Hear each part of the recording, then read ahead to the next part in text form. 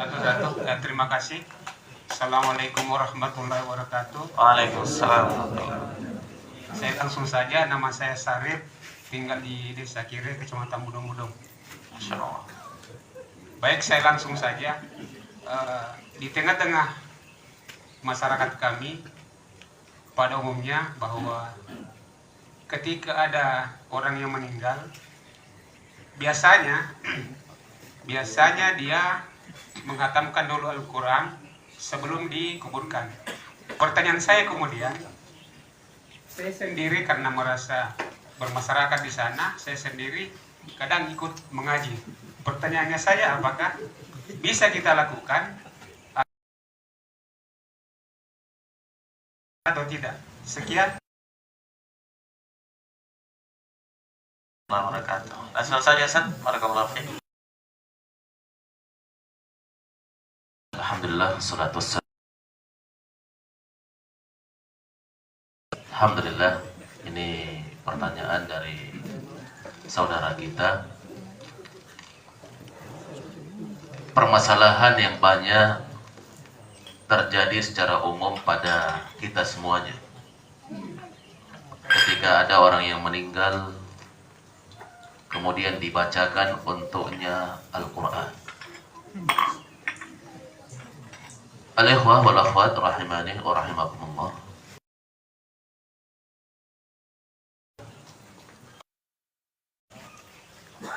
Sudah disampaikan seluruhnya oleh Rasulullah sallallahu alaihi wasallam.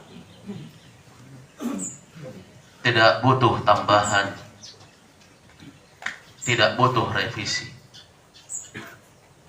Kesempurnaan telah Allah Subhanahu wa taala berikan pada agama ini. Dan dalam hadis Rasulullah sallallahu alaihi wasallam sebutkan, sebaik-baik petunjuk adalah hadiyun Nabi sallallahu alaihi wasallam.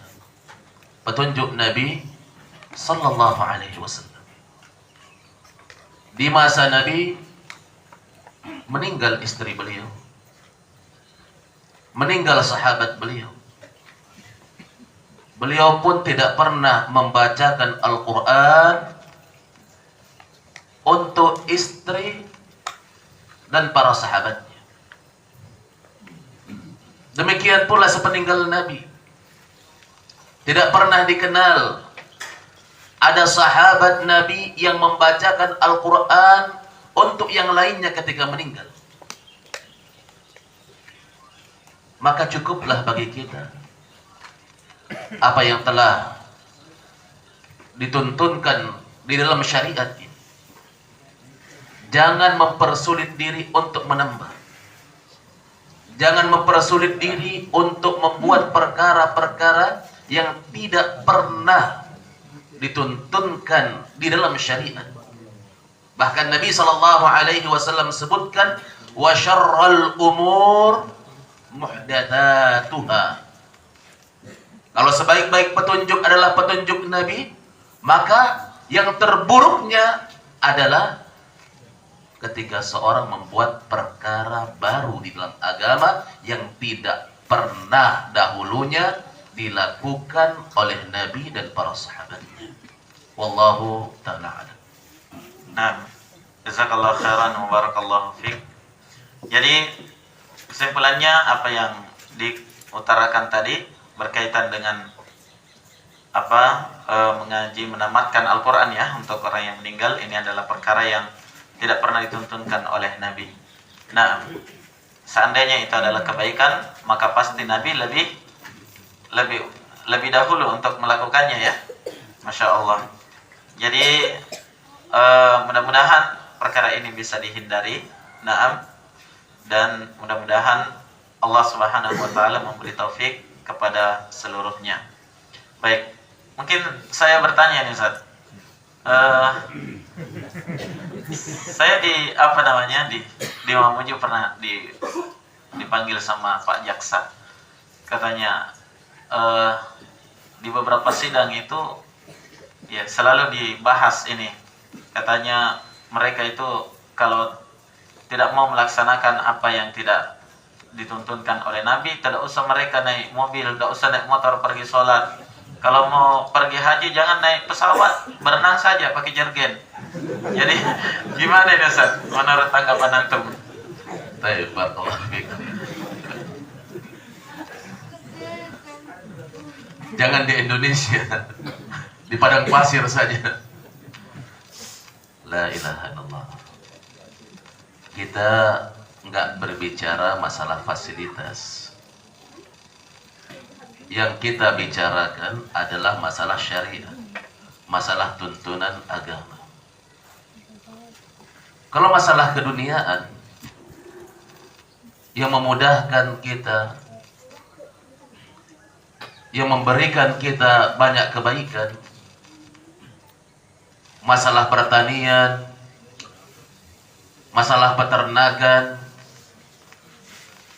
masalah apapun juga dari keduniaan, Nabi SAW tidak diutus untuk mengajari kita itu semuanya.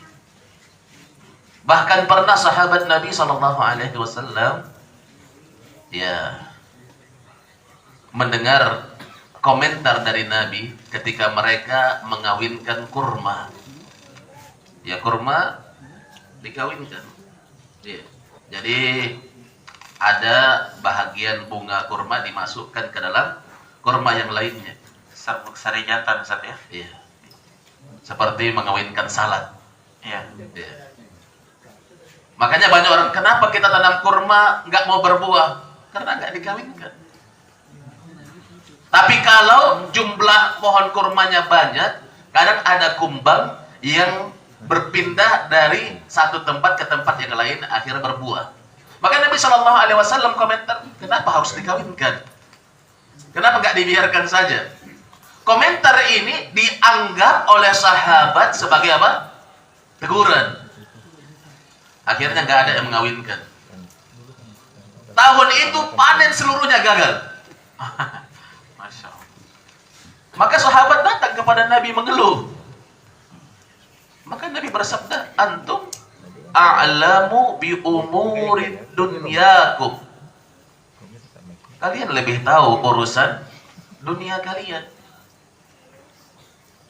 Kemudahan transportasi, ya, yang dulu hanya keledai yang paling lambatnya, onta pertengahannya, kuda yang tercepatnya, boleh dikembangkan.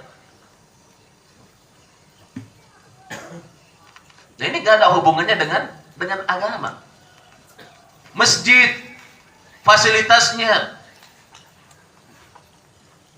gak mesti antum harus, gak boleh ini pakai tehel, harus pasir. Jangan pakai seng ya. Jangan pakai seng, pakai daun kurma, daun kelapa pun tidak boleh. Wah, susah ini Bang cari di sini. Ini Masya Allah. Kita masalahnya masalah agama, masalah tuntunan syariat yang di dalamnya kita inginkan ada pahala, ada kebaikan, dijauhkan dari siksa. Nah, ini tugasnya Nabi SAW. Jangan kita mau rubah dan ganti. Tapi kadang namanya juga kebenaran ya. Kebenaran itu